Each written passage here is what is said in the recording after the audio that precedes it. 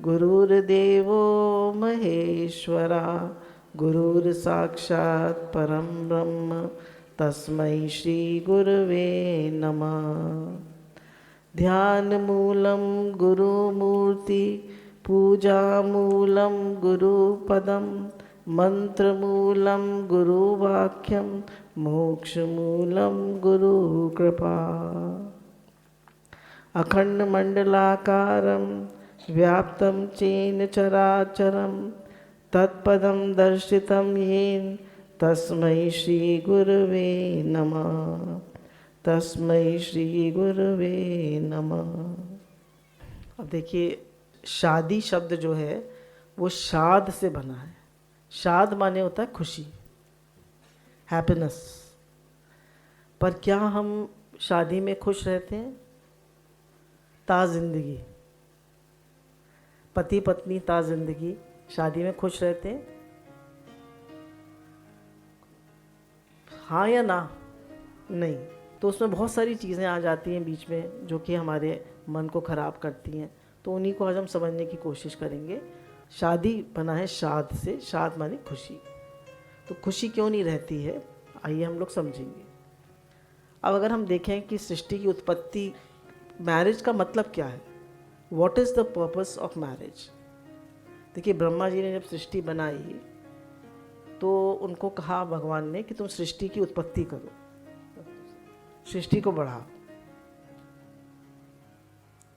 तो ब्रह्मा जी ने सबसे पहले सनक सनंदन सनत कुमार आदि 4 मानस पुत्र उत्पन्न हुए। तो उन्होंने कहा कि तुम सृष्टि बढ़ाओ। तो उन्होंने कहा नहीं, हम तो भगवान का भजन ध्यान करेंगे, हम शादी नहीं करेंगे।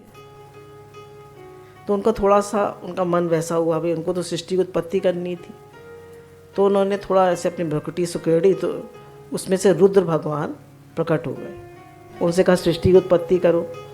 तो उन्होंने भूत प्रेतों की सृष्टि कर दी। अब वो भूत प्रेत उन्हीं को मारने दौड़े ब्रह्मा जी को। ब्रह्मा जी ने कहा भैया हाथ जोड़ दिए। फिर उन्होंने फिर और सृष्टि की उत्पत्ति करने की सोची। तो नारद जी उत्पन्न हुए। नारद जी जो हैं वो नारायण नारायण नारायण करते थे, उनको भी शादी नहीं करनी थी। तो ब्रह्मा जी ने कहा मैं क्या करूं। तब उन्होंने मनु और शत्रुपा को उत्पन्न किया। आप सब जानते हैं, मनु और शत्रुपा को, एडम एंड ईव को उत्पन्न किया और उन सब की हम संतान हैं। तो ब्रह्मा जी ने इस सृष्टि की उत्पत्ति इसलिए करी, शादी क्यों बनाई गई, ताकि मतलब सृष्टि और आगे बढ़े। अब तो खैर पॉपुलेशन बहुत बढ़ गई है, पर जो जैसे सृष्टि उत्पन्न हुई थी उसके लिए पहले मतलब सृष्टि बढ़े। अब शादी में जो मेन कॉन्सेप्ट है वो यज्ञ का है। भगवान ने कहा कि गीता में भगवान तीसरे अध्याय के 14वें और 15वें श्लोक में कह रहे हैं कि ये सृष्टि जो है अन्न से पैदा होती है।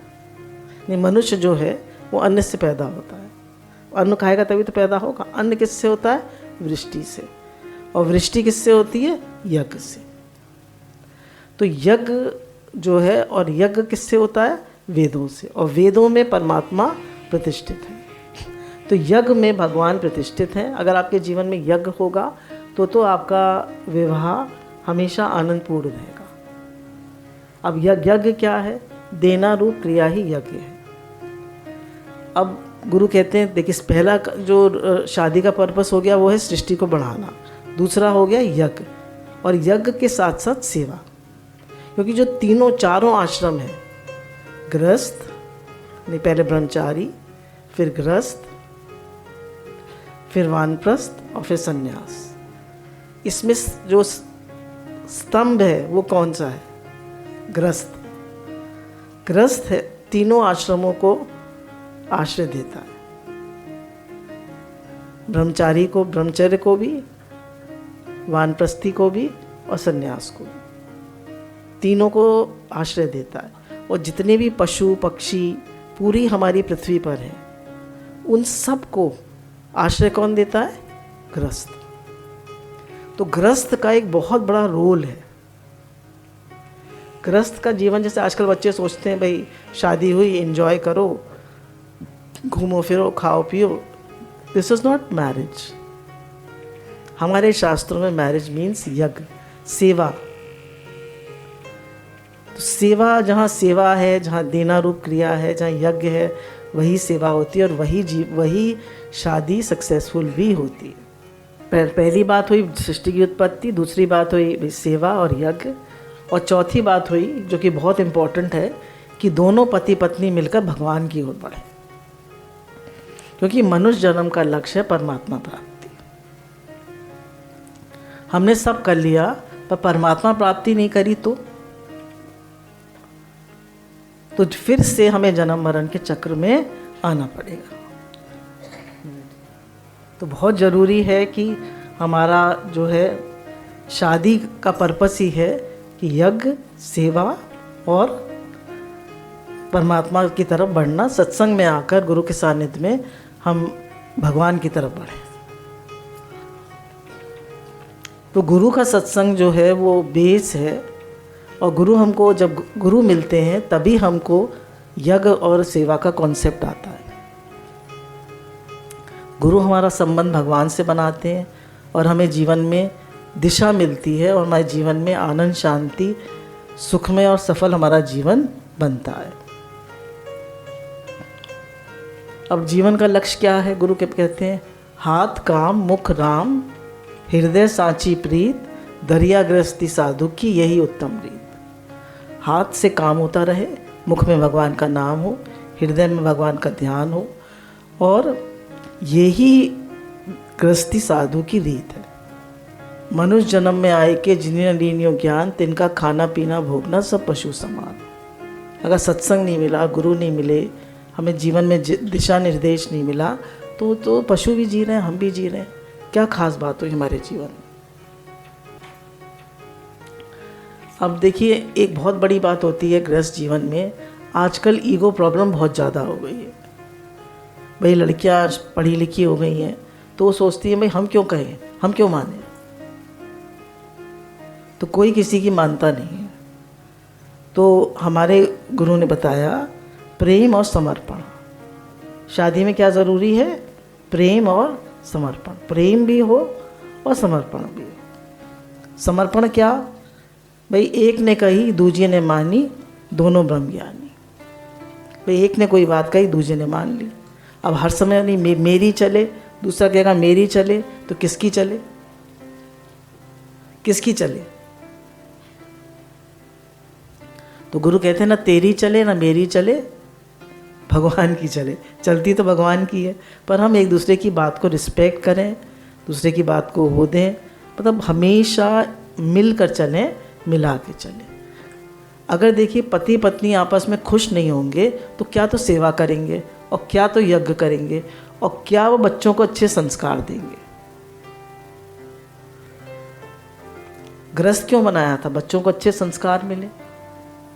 अब सत्संग क्यों जरूरी है? जब माँ संस्कारी होगी, बोले teach a man teach a single man and teach a women teach a family. अगर आप एक स्त्री को पढ़ाते हैं तो आप पूरे परिवार को पढ़ाते हैं और पूरे समाज को पढ़ाते हैं। इसलिए हमारे दादा भगवान ने और आज गुरु भी, देखिए स्त्रियां ही ज़्यादा आती हैं सत्संग। क्यों? क्योंकि वो गृहस्थ सुखी होता है। माँ शिक्षित है तो अच्छे संस्कार दे पाती है, और अच्छे संस्कार देना क्या है? उनको झुकना सिखाना, उन्हें नम्रता सिखाना, उन्हें प्रेम सिखाना, उन्हें भगवान से जोड़ना, उन्हें सेवा भाव सिखाना। आजकल हमारे गुरु बहुत कहते हैं लड़कियों में सेवा भाव नहीं है। लड़कियों को माता पिता पढ़ाना तो चाहते हैं पर सेवा नहीं सिखाते।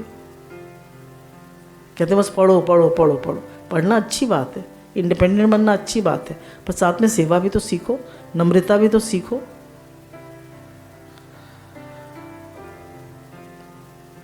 हमारी जो मदर थी उनसे कुछ लोग, अब तो उनका शरीर नहीं रहा, तो किसी ने बच्चों, कुछ सत्संग प्रेमियों ने पूछा आपके जीवन का क्या अनुभव है? तो उन्होंने कहा हाँ जी हाँ कहिए, मौत से रहिए।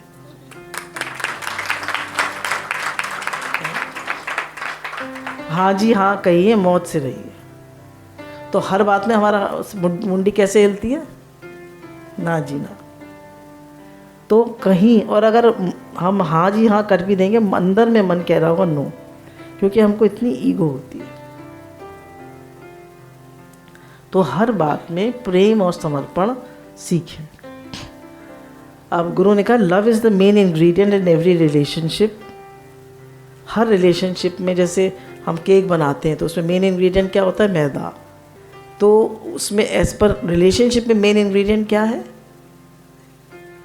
लव, प्रेम। तो प्रेम हमारे संबंधों को मधुर बनाता है। प्रेम क्या है? अब आप सोचिए प्रेम क्या है?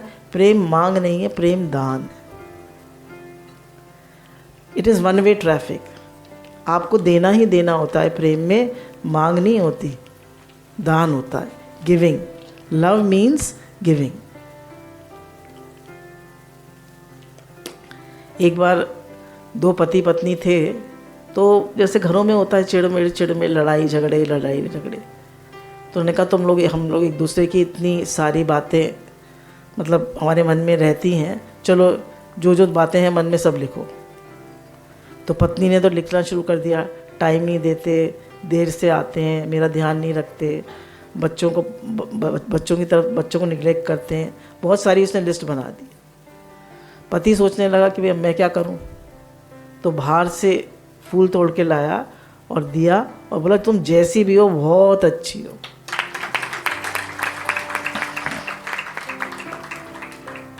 एक्सेप्टेंस। देखिए जो भी हमें रिश्ते मिलते हैं वो सब हमें हमारे पिछले जन्मों के संबंध से मिलते हैं। हम चूज कर सकते हैं रिश्ते, सब पिछले जन्मों के संबंध से और कर्म अनुसार मिलते हैं। बच्चे भी वही मिलते हैं, पति भी वही मिलते हैं, सास ससुर भी वही मिलते हैं, सब कर्म संबंध है। जितने भी संबंध हैं ऋण अनुबंध है। ऋण अनुबंध मतलब हमें सेवा करके कर्जे को चुकाना है और मुक्त होकर संसार से वापस जाना है। तो क्या करना है? हर संबंध में प्रेम और समर्पण से रहना है। तो कुछ इस तरह मैंने अपने जीवन को आसान किया, किसी से तो माफ़ी मांग ली और किसी को माफ़ कर दिया। किसी से तो माफ़ी मांग ली। हम देखिए सॉरी कहने में हमारा कितना दम निकलता है। अरे क्या हो गया भैया, झुक जाओ। झुकता वही है जिसमें जान होती है, अकड़ तो मुर्दे की पहचान होती है। कितना ज़्यादा हम लोग अकड़ते हैं, कितना अकड़ते हैं। तो क्या क्यों अकड़ते हो भैया? माफ़ कर दो या माफ़ी मांग लो। अब गुरु ने कहा भाई ईगो जो है, ego is the root cause of all misery.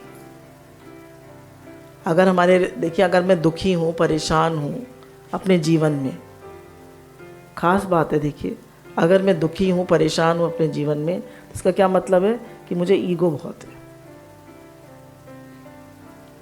मैं अपने से पूछूं मैं दुखी हूँ, परेशान हूँ, मुझे ईगो बहुत है। कोई भी हम में से अगर दुखी है, परेशान है, तो ईगो ज़्यादा है। गुरु ने कहा ego is the root cause of all misery. तो ईगो को क्या करें? कहा ego gone all the troubles. अहंकार गया तो सारी परेशानियां गई। तो अहंकार क्या क्या करता है? अहंकार प्रेम को खा जाता है, लड़ाइयाँ करवाता है, मन मुटाव कराता है। हर व्यक्ति को लगता है मैं ज़्यादा होशियार हूँ, मैं ज़्यादा काबिल हूँ, मैं ज़्यादा काम करता हूँ, मैं सब करता हूँ, फलाना तो कुछ करता ही नहीं है, सारे घर को मैं ही संभालती हूँ, सब मैं ही करती हूँ या मैं ही करता हूँ। तो ये ईगो जो है, गुरु कहते हैं ईगो को डाउन करो, ईगो को डाउन करो, झुको और कहो कराने वाले भगवान हैं। हमारी कोई शक्ति नहीं है, हमारी कोई ताकत नहीं है, हमारी कोई सामर्थ्य नहीं है। जो कुछ होता है भगवान की कृपा से होता है, वो कराते। हम हैं क्या? हमारे गुरु कहते हैं आदमी माने एकदम ही, एक सांस आई दूसरी नहीं आई, खत्म खेल। इतना ही खेल है बस वो आदमी का। बहुत मैं करता है, बाकी उसमें शक्ति वक्ति कुछ नहीं है, कोई सामर्थ्य नहीं है आदमी में। आप लोग बताइए, कितनी बार तबीयत खराब हो जाती है, एक गिलास पानी भी नहीं पी पाते। किसकी सामर्थ्य, कौन चला रहा है, किसकी शक्ति से काम हो रहा है? भगवान की शक्ति से हो रहा है। तो किस बात की ईगो, किस बात की ईगो? तो गुरु कहते हैं झुक के चलो, नम्रता से चलो, हमेशा गुरु को, भगवान को ऊपर रखो।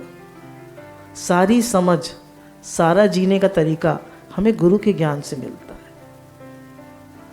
नहीं तो हमारा अहम हमें कितना दुखी करता है, हमारी मैं हमें कितना दुखी करती है।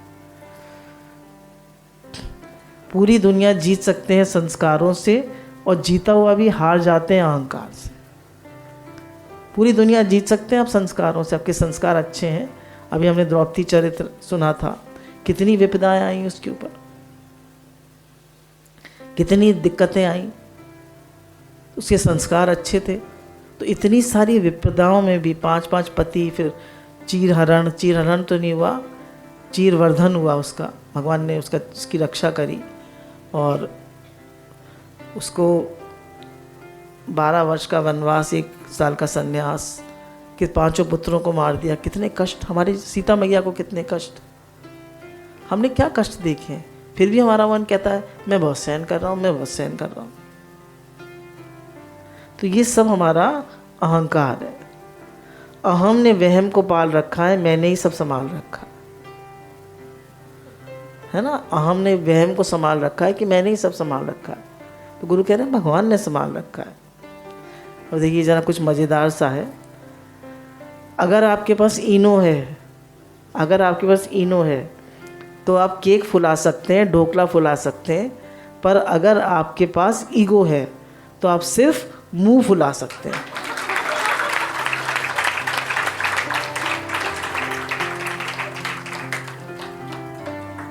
तो आप क्या कर सकते हैं, सिर्फ मुंह फुला सकते हैं। तो ईगो क्या करता है, हमारा सिर्फ मुंह फुलाता है। बात बात पे अक्सर ही कुछ फैमिलीज़ का पता चलता है, सत्संग में नहीं आते हैं कि भैया आज खाना नहीं बनेगा। क्यों? पत्नी जी का मूड ऑफ है, तो खाना नहीं बनाएंगे। खाना कहाँ से आएगा? बाजार से आएगा। तो क्या है ये, व्हाट इज दिस? तो गुरु कहते हैं कि भाई आप, ईगो क्या करता है, सिर्फ मुंह फुलाने का काम करता है। तो गुरु कहते हैं अहंकार में तीनों गए, धन, वैभव और वंश। न मानो तो देख लो रावण, कौरव और कंस। तो ये सब तो क्या करा, धन भी गया, वैभव भी गया और वंश भी गया। कौरवों का वंश गया, कंस का वैभव गया, और रावण का तो सभी कुछ गया, कंस का भी सब कुछ गया। तो गुरु ने बताया कि भाई जो ईगो है वो सब खराब करता है। तो ईगो लड़ाइयाँ करवाता है, मन खराब करता है। तो ईगो को बिल्कुल, मतलब समझो भैया मैं तो रबड़ की गुड़िया हूँ। हमारी गुरु गीता भगवान ने क्या कहा, रबड़ की गुड़िया बन जाओ। रबड़ की गुड़िया कैसी होती है, जैसे मोड़ो वैसे मुड़ जाती है। और नायलॉन का मोजा बन जाओ। नायलॉन का मोजा कैसा होता है, जिस पैर में फिट करो उस पैर में फिट हो जाता है। और हम कैसे हैं, हम कैसे हैं, फोल्डिंग, उनका फोल्डिंग फर्नीचर बन जाओ। फोल्डिंग फर्नीचर हर जगह फिट हो जाता है। हम ईगोइस्टिक हैं, हमें, हमारे अंदर एक अकड़ है, एक ईगो है। मैं क्यों एडजस्ट करूं, मैं क्यों झुकूं। जैसे गुरु भगवान बताते हैं, 2-3 बार सुनाया भी उन्होंने सत्संग में, कि एक व्यक्ति बोला एक मोड़ आया मैं मुड़ गया, दूसरा मोड़ आया मैं मुड़ गया, तीसरा आया मैं मुड़ गया, चौथा आया बोला मैं ही मुड़ता रहूं, तो दीवार में टकरा गया, एक्सीडेंट हो गया। तो ये कब तक मुड़े? तो बोले नहीं, मुड़ते ही जाओ। ये जीवन जीने का तरीका है, ये जीवन का रास्ता है। भी रास्ते में मोड़ आएगा तो मुड़ना ही पड़ेगा, नहीं मुड़ोगे तो एक्सीडेंट होगा।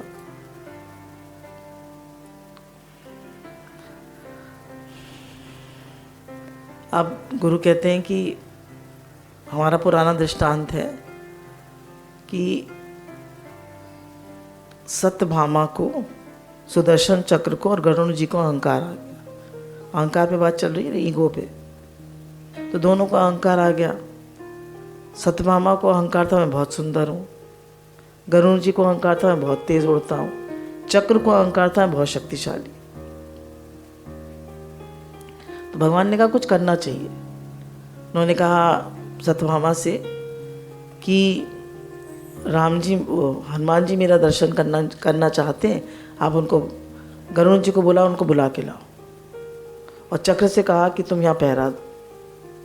अब वो तो राम जी के वेश में तैयार हो गए भगवान श्री कृष्ण। अब उन्होंने सत्यभामा से कहा कि सीता मैया कौन बनेगा? तो उन्होंने कहा अरे मैं बनूंगी, मैं सीता से कोई कम सुंदर हूँ। तो उन्होंने कहा बन जाओ। बिठा दिया उनको, बैठ गए दोनों। अब हनुमान जी को लेने गए गरुण जी।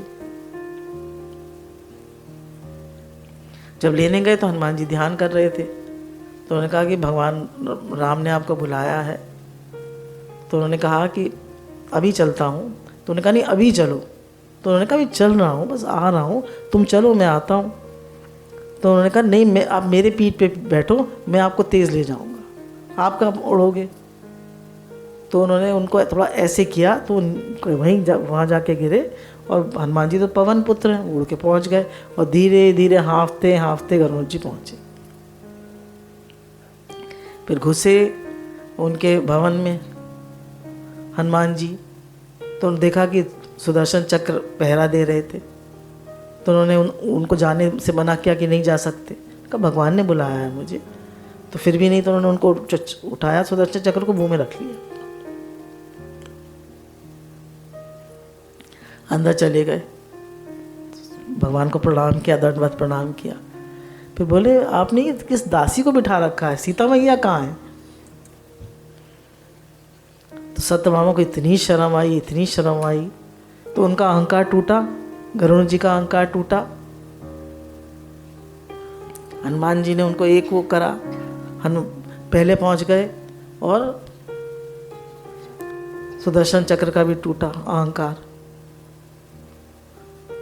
उसको मुंह में रख लिया। तो उन्होंने कहा तुम बोल क्यों नहीं पा रहे, मुंह में क्या है?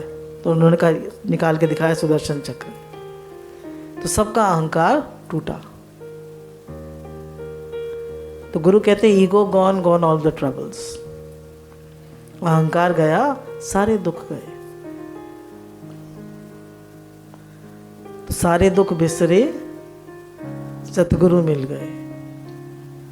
तो सारे दुख कैसे बिसरते हैं? जब हमारा ईगो जाता है। ईगो कैसे जाता है? जब गुरु मिलते हैं। गुरु कहते हैं क्या फर्क पड़ता है? फिर गुरु ने बताया कि भाई ईगोलेस हो गए हम, दोष दृष्टि रहित हो गए। जब दोष दृष्टि होती है हमारी, तो एक स्त्री को वो हो जाती है, जैसे एलर्जी होती है ना, एक्जिमा टाइप, वो हो जाती है। डॉक्टर को दवा दिखाते हैं, होम्योपैथिक डॉक्टर को भी दवा दिखाते हैं। पर हमारे यहाँ पहले डॉक्टर पॉल थे, तो बता रहे थे एक लेडी थी, मैंने उसको इतनी दवा दी, उसको स्किन प्रॉब्लम थी, ठीक ही नहीं होती थी। फिर मैंने एक दिन उससे पूछा कि तुम्हें प्रॉब्लम क्या है? तो पता चला सास से बड़ा द्वेष। तो जब तक उन्होंने कहा द्वेष को जब तक माफ नहीं करोगे, द्वेष दूर नहीं होगा, तब तक प्रॉब्लम भी ठीक नहीं होगी। तो माफ कर दो, फॉरगिव एंड फॉरगेट। हमारे गुरु बहुत ज़्यादा बताते हैं फॉरगिव एंड फॉरगेट, मन में कोई बात मत रखो। अब माफ़ी वेदे की बात आती है, तो द्रौपदी के, अश्वत्थामा ने द्रौपदी के 5 पुत्रों को मार दिया, पर फिर भी द्रौपदी ने माफ़ कर दिया। उसने कहा मैं तो एक माँ दुखी हो रही हूँ और इनके तो पति भी नहीं है, और इसका पुत्र भी नहीं रहेगा, तो ये कितनी दुखी होगी। तो उन्होंने माफ़ कर दिया। अर्जुन तो लाए थे, अर्जुन और भगवान श्री कृष्ण को क्या वो दे सज़ा, तो माफ़ कर दो, माफ़ कर दो। ब्राह्मण पुत्र है, जिनसे आपने धनुर्विद्या सीखी, ब्राह्मण भी है, और फिर आपके गुरु का भी पुत्र है, माफ़ कर दो। देखिए कितनी बड़ी चीज़ है। 5 पुत्र, 5 को मार दिया, फिर ही माफ़ कर दिया। हम छोटी छोटी बातें माफ़ नहीं कर पाते। क्यों? हमारा ईगो इतना ज़्यादा रहता है, दोष दृष्टि इतनी ज़्यादा होती है। अच्छा आप लोग बताइए, आप लोग सब गृहस्थ में रहते हैं, एक दूसरे के दोष देखते हैं या नहीं? हाँ या ना? कोई व्यक्ति है जो कह दे हाथ उठा के मैं किसी के दोष नहीं देखता?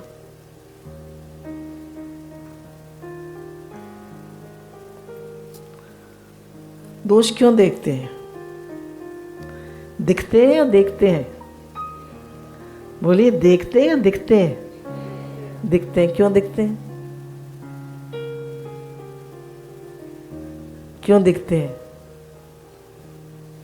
इतने दोष क्यों दिखते हैं? क्योंकि हमको लगता है कि आई एम राइट, मैं ठीक हूँ। एक्सेप्टेंस नहीं है। अच्छा, नींबू खट्टा ही रहेगा या मीठा हो जाएगा? मिर्च तीखी रहेगी? रहेगी ना। अंगूर मीठे ही रहेंगे? सबका अपना अपना स्वभाव है, तो हर व्यक्ति का भी अपना स्वभाव है। तो आप एक्सेप्ट नहीं करेंगे, एक्सेप्टेंस नहीं होगी, प्रेम नहीं होगा, समर्पण नहीं होगा, तो आप खुश नहीं रहेंगे।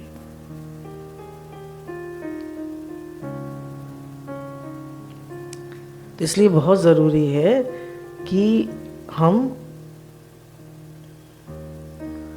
बिल्कुल भी वो ना करें, ईगो ना रखें, अहंकार ना रखें और दोष दृष्टि ना रखें। तो बताया ना, वे दिख ही जाते हैं दोष। ऐसा नहीं मेरे को नहीं दिखते, दिख जाते हैं, पर अपने मन को कहना पड़ता है भाई तुम में भी तो दोष है।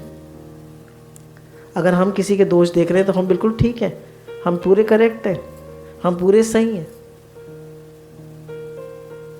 हम में भी तो कमियां हैं, तो थोड़ी कमियां उनमें भी हैं, तो थोड़ी आप उनकी सहन करिए, थोड़ी वो आपकी सहन करे। हमको लगता है मैं ही सहन करती हूँ, ऐसा नहीं है, सब सहन करते हैं। कोई थोड़ा ज़्यादा करता है। स्त्री को धरती माता कहा, माँ कहा, उसे ज़्यादा सहन करना पड़ता है।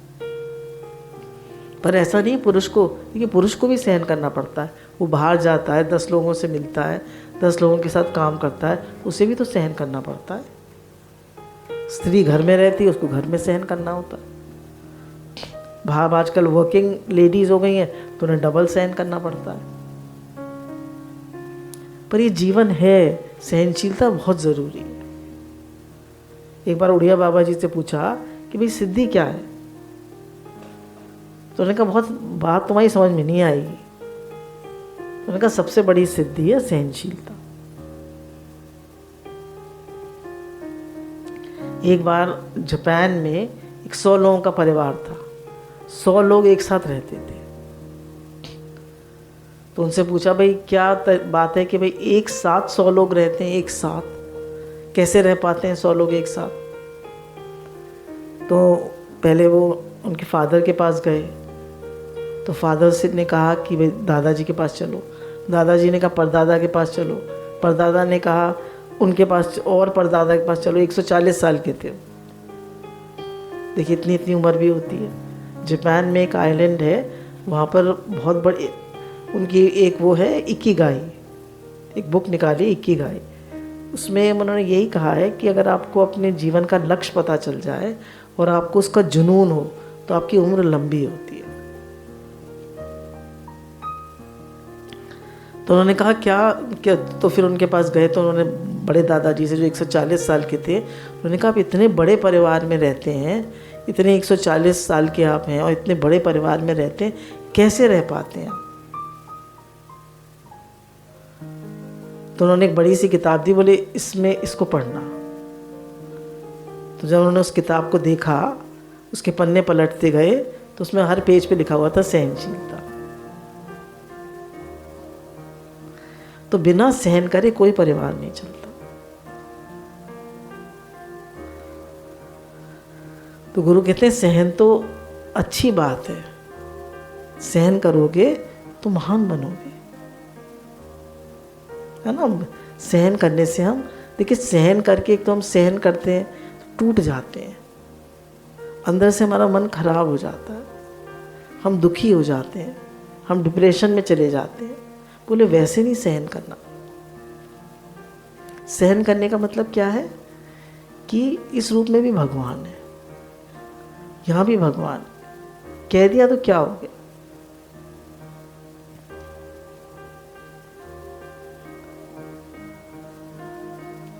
बोले गलती तुम्हारी है या मेरी है, रिश्ता तो हमारा है। गलती तुम्हारी है या मेरी है, पर रिश्ता तो हमारा है ना। तो क्यों हम एक दूसरे के दोष, देखिए दिख जाते हैं दोष, ऐसा नहीं है, ये तो बहुत सुपर ह्यूमन बात है कि दोष ना दिखे, पर मन को हटाना पड़ता है वहाँ से। मन को हटा लीजिए और भगवान को याद करिए, भगवान का नाम जपिए। जीवन में एक बड़ा पर्पस होना चाहिए, एक बड़ा लक्ष्य होना चाहिए।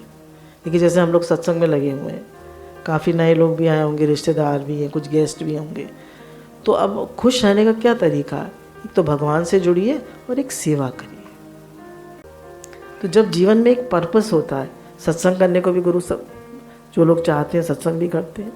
तो when you have a higher purpose in life, जब एक बड़ा पर्पस होता है तो हमको एक लक्ष्य होता है हमारे पास, हम बिजी होते हैं तो हम खुश रहते हैं।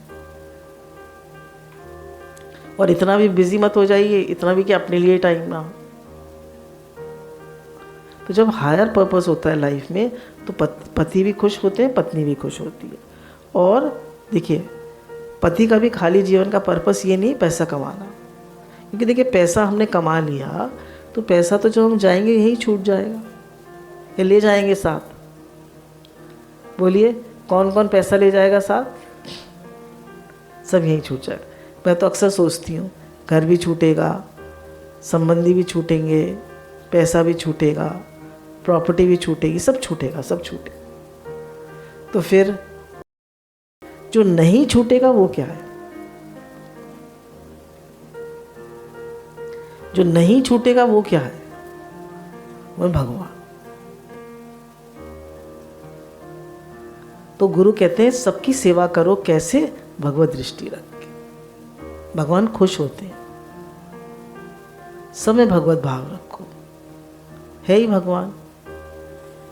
किसी के दोष मत देखो, ईगो मत करो, अहंकार मत करो, नम्रता से चलो, प्रेम से चलो।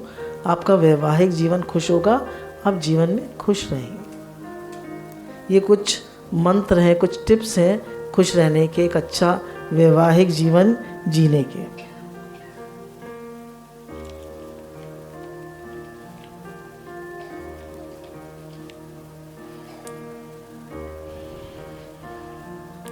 तो गुरु कहते हैं एक बहुत इम्पोर्टेंट बात है कि एक दूसरे की तारीफ करें। पति पत्नी या घर में जितने भी लोग हैं एक दूसरे की तारीफ करें। कितने लोग तारीफ करते हैं? एक दो ने हाथ उठाया, बहुत कम, हार्डली नॉट इवन 5%। तो तारीफ करने से क्या होता है? संबंध मधुर बनते हैं। तो गुरु कहते हैं कि भाई प्रेम और तारीफ की चाशनी में अपने रिश्ते को डुबो दो तो मधुर बनेगा। तो एक दूसरे की तारीफ करें। भाई कोई चीज़ उसने बनाई है, वो पूछेगी कि कैसी बनी है? खा रहा हूँ तो अच्छी होगी। भाई खा तो लाऊं, पूरी ख़त्म तो हो गई, अच्छी बनी होगी, बहुत अच्छी बनी, बहुत अच्छी बनी, बहुत बढ़िया। हमारे यहाँ एक बेटा आता है, मतलब तो उससे पूछो भाई कैसी बनी है, कहते इतनी बढ़िया तो मैंने कभी ज़िंदगी में नहीं खाई। तो क्या होगा? बनाने वाला खुश हो जाएगा। तो तारीफ करने की हम लोगों में रिश्तों में बहुत कमी होती है। आप कितने अच्छे हैं, वो कहेगा आप बहुत अच्छी हो, बहुत अच्छा घर रखती हो। देखिए ये एक दृष्टांत है और ये फैक्ट है लाइफ का। एक बार एक पत्नी जो है अपने पति से तलाक चाहती है। ये जो इंग्लिश की साइकोलॉजी की बुक्स आती है उनमें है, तलाक चाहती है। तो उस साइकोलॉजिस्ट के पास, काउंसलर के पास जाती है और कहती है अपने पति से मुझे तलाक चाहिए। तो कहते हैं क्यों चाहिए? कहते हैं वो मेरी तारीफ़ ही नहीं करते हैं कभी। तो उसके पति को बुलवाते हैं, कहते हैं तुम्हारी पत्नी कैसी? बोले बहुत अच्छी है। बोले घर कैसा रखती है? बहुत अच्छा रखती है। खाना कैसा बनाती है? बहुत अच्छा बनाती है। बोले बच्चों कैसे रखती है? बहुत अच्छी से रखती है। बोले कभी तारीफ़ करते हो? बोले तारीफ़ की क्या बात है, वो तो उसे करना ही चाहिए। तो हमारा क्या एटीट्यूड है?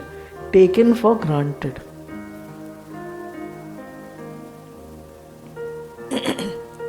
हम एक दूसरे को टेक फॉर ग्रांटेड ले लेते हैं। कह रहे हैं अगर हम चाहते हैं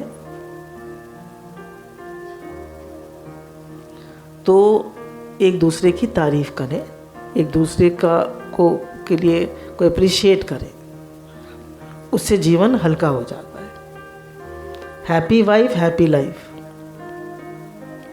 अगर वाइफ खुश है घर में, पत्नी खुश है, तो घर खुश होगा, क्योंकि ज़्यादातर तो वही घर में रहती है। वही चिड़चिड़ी होगी तो फिर पति भी चिड़चिड़ाएंगे, बच्चे भी चिड़चिड़ाएंगे। क्या करो? तारीफ करो। देखिए, अब बताया कि भैया रिश्ते कैसे मिलते हैं। ना हथियार से मिलते हैं, ना अधिकार से मिलते हैं। ना हथियार से मिलते हैं, ना अधिकार से मिलते हैं। दिलों पर कब्जे तो सिर्फ प्यार से मिलते हैं।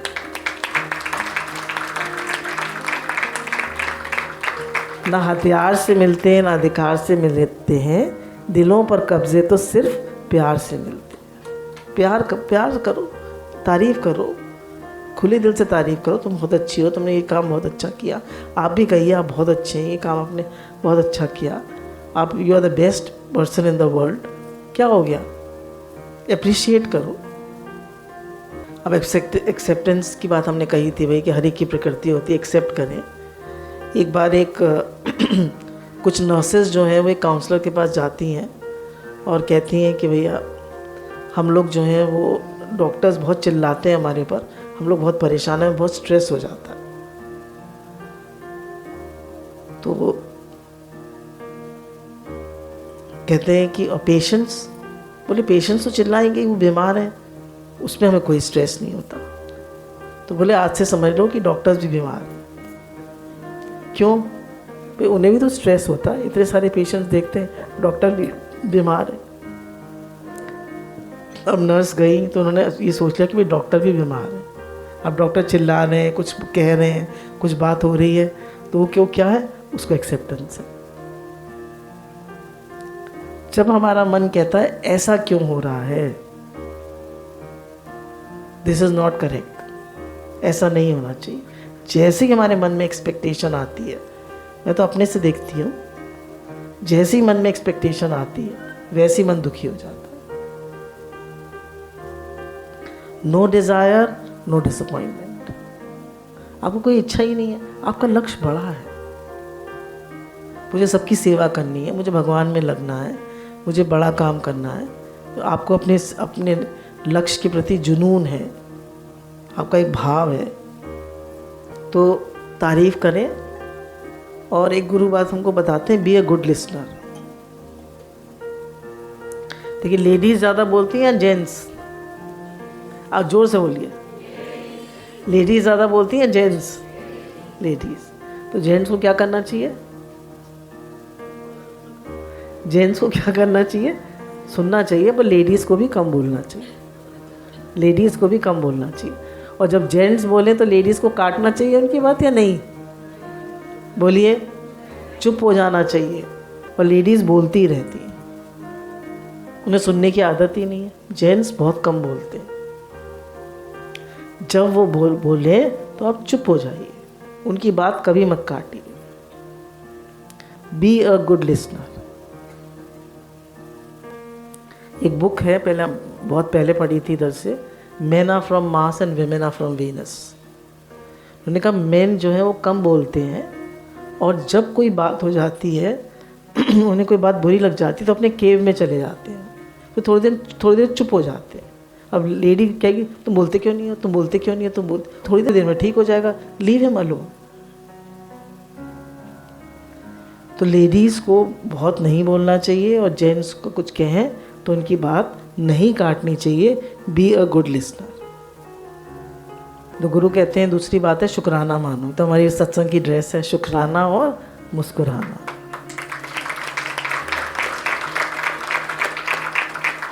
हमारी सत्संग की ड्रेस है शुक्राना और मुस्कुराना।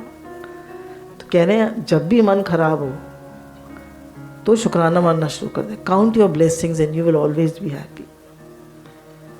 जैसे एक व्यक्ति को बिजनेस में लॉस हो गया, बहुत ज़्यादा परेशान था। तो उसकी वाइफ ने कहा चलो हम लोग गुरुजी के पास चलते हैं। गुरुजी के पास गए। गुरुजी ने पूछा तो घर तुम्हारा अपना है? बोला हाँ। बोला गाड़ी है? बोला हाँ। बोला तुम्हारी पत्नी अच्छी है? बोले हाँ। बोले बच्चे हैं? बोले हाँ, एक बेटा एक बेटी है। तो बोले सब कुछ तो है तुम्हारे पास, थोड़ा सा पैसा ही तो कम हो गया, इतना क्यों दुखी हो रहे हो? बोला हाँ, मैंने तो कभी सोचा ही नहीं, थोड़ा सा बिजनेस में लॉस हो गया, मैं तो इतना दुखी हो गया। तो जब भी मन दुखी होने लगे तो शुक्राना मानना शुरू कर दीजिए। जब भी मन कमियां गिनाने लगे तो शुक्राना मानना शुरू कर दीजिए। शुक्राना नहीं मानेंगे जीवन में तो दुखी रहेंगे। गुरु कहते हैं अपनी अलमारियां खोल कर देखो। हाँ, अपनी अलमारियां खोल के देखें कितने कपड़े हैं, बोलिए कितनी साड़ियां हैं, कितने सूट हैं। अच्छा, किचन में पहले कितने कम बर्तन हुआ करते थे, अब कितने बर्तन भरे हुए हैं। तो गुरु कहते हैं प्रकृति में अबंडेंस है। आज आपको किसी चीज़ की कमी है? नहीं है कमी। शुक्राना मानते? सत्संग वाले तो सब मानते हैं, हमारी तो यूनिफॉर्म है शुक्राना और मुस्कुराना। हम लोग कितना कम शुक्राना मानते हैं। ये नहीं मिला, ये नहीं मिला, ये ठीक नहीं है, वो ठीक नहीं है। तो हम जब कमियां देखते हैं तो दुखी रहते हैं। और जब हम अपनी ब्लेसिंग्स काउंट करते हैं, कितना कुछ दिया है प्रकृति ने, भगवान ने कितना अच्छा रखा है। देखिए, एक कमी है तो उस एक कमी के लिए एक तकलीफ है, एक परेशानी है, तो हम सारी अच्छाइयों को बेकार कर देते हैं।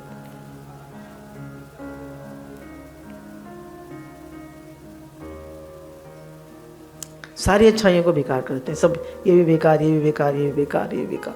अरे भैया, तुम्हें कितना कुछ तो मिला हुआ है। जरा तुम्हारे मन की नहीं होती तो तुम अपनी सारी ब्लेसिंग्स को ख़त्म कर देते हो। घर भी मिला है, घर भी अच्छा है, बच्चे भी अच्छे हैं, पति भी अच्छे हैं, पैसा भी है, सब कुछ तो है, क्या दिक्कत है? अगर एक दिक्कत है तो एक कमी के लिए सब कुछ खराब कर दोगे। तो इसलिए गुरु ने कहा कि अपनी इच्छाएं कम करो और शुक्राना मानो। इच्छाएं तो हैवान, कम तो इंसान, और इच्छाएं नहीं तो भगवान। Man minus desire is equal to God. गुरु हमको यही बता रहे हैं कि खूब तारीफ करो, खुद खुश रहो और सबको खुश रखो। बात करने का तरीका हमारे परवरिश का परिणाम है। तो कह रहे हैं तन, जैसे एक बार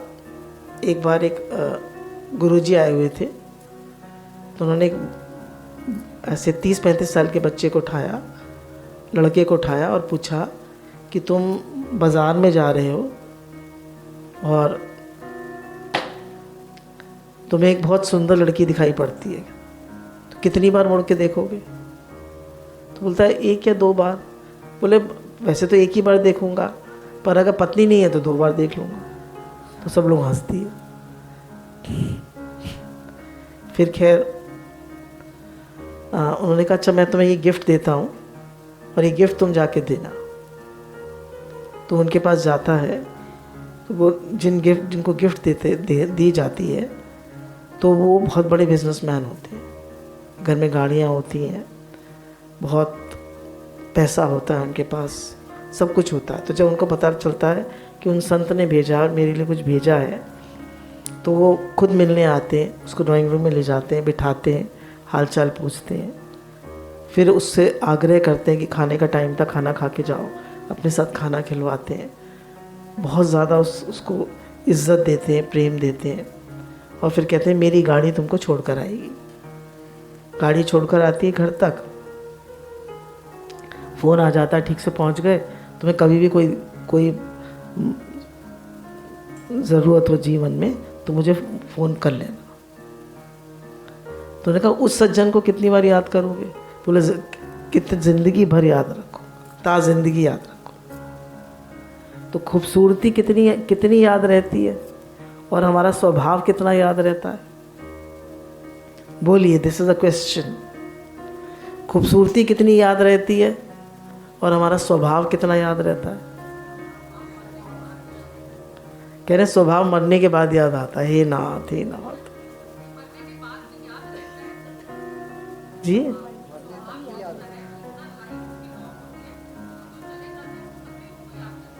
हाँ, कह रहे हैं उनके स्वभाव को, उनके उनके चले जाने पर भी उनकी अच्छी बातें याद रखते हैं, पर जीते जी याद रखे भी उसका याद रखते हैं उसको। गुरु को क्यों याद रखते हैं? गुरु को से इतना प्रेम क्यों होता है?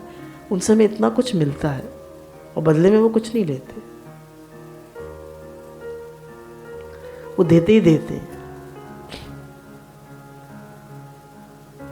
Life is very simple, what you give you get back, what you think you experience. जो आप देते हैं वही लौट के मिलता है। तो हमारा स्वभाव कैसा है, हमारा आचरण कैसा है, वो बहुत इम्पोर्टेंट है। आजकल हम लोग अपने कपड़ों पे, अपने मेकअप पे, अपनी लुक्स पे कितना कुछ खर्च करते हैं और कितना ध्यान देते हैं। सभी कुछ तो लुक्स के लिए है, जिम, डाइट, अच्छा खाना, अच्छा पहनना, अच्छा ओढ़ना, बढ़िया तरह से रहना, सब कुछ तो शरीर के लिए है।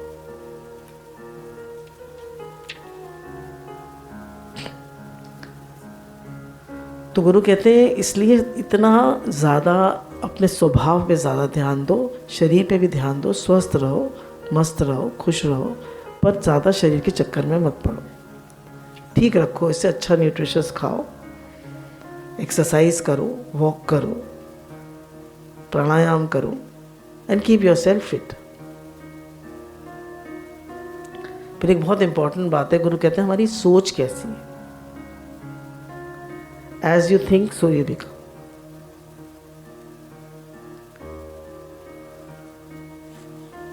तो सोच कैसी है हमारी, हमारे विचार कैसे हैं?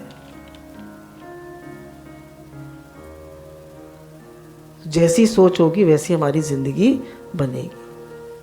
तो सोच हमारी बहुत बढ़िया होनी चाहिए, पॉजिटिव होनी चाहिए। दो तरह की सोच है, एक पॉजिटिव, एक नेगेटिव। हम आधा ग्लास खाली देखते हैं, आधा ग्लास भरा देखते हैं। हमारी दृष्टि कमियों पर है या अच्छाइयों पर है?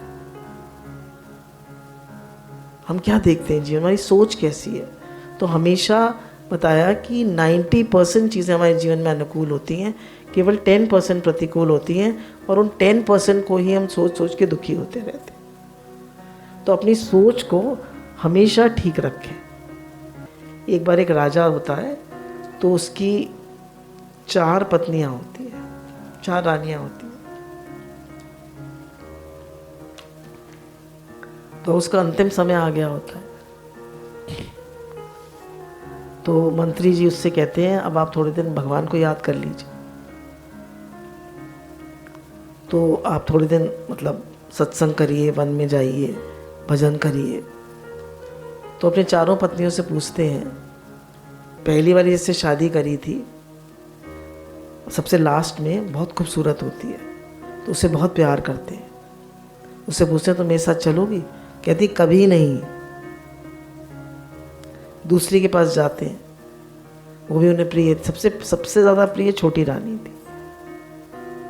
फिर दूसरी के पास जाते हैं, उनको उम्मीद होती है शायद ये तो ज़रूर कह देगी चलूँगी, वो भी कहती है नो। तीसरी के पास जाते हैं, तो कहती है मैं आपका अंतिम संस्कार तो करा दूंगी, आपको आपके अंतिम अंत तक आपका साथ दूंगी, पर आपके साथ नहीं चल सकती। चौथी रानी जो उनकी पहली रानी होती है, जिससे पहले विवाह किया होता है, वो अब काफ़ी वृद्ध हो गई होती है। राजा भी वृद्ध हो गए थे, वो भी वृद्ध हो गई थी। उस बाहर निकल कर आती है, उसके तन पर कोई गहना भी नहीं होता। कहती है मैं आपके साथ चलूंगी। तो पहली पत्नी कौन सी है?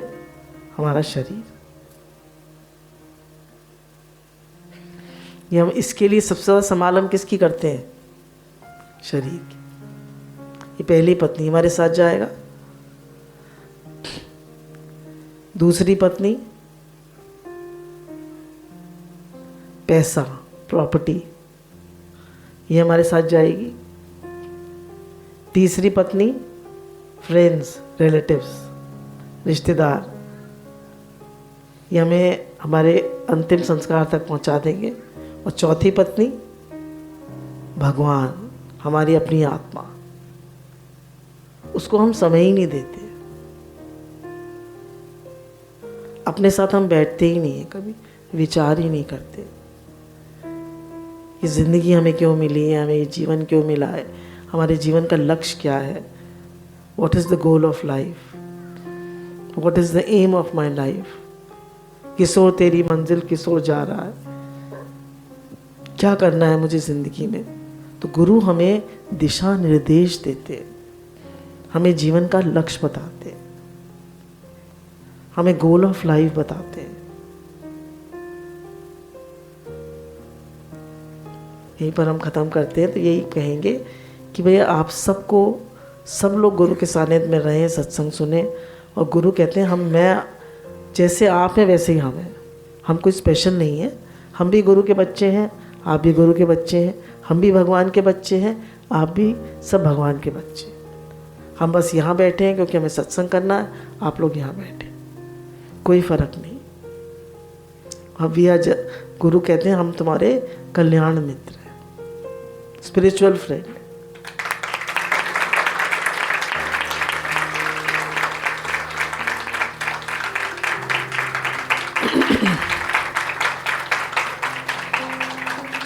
तो गुरु हमारे कल्याण मित्र है, हमारे स्पिरिचुअल फ्रेंड है, और हमें भगवान से जोड़ते हैं और जीवन जीने की कला सिखाते हैं। तो आप लोग खूब खुश रहिए, स्वस्थ रहिए, मस्त रहिए और खूब सेवा करिए और भगवान को पाइए।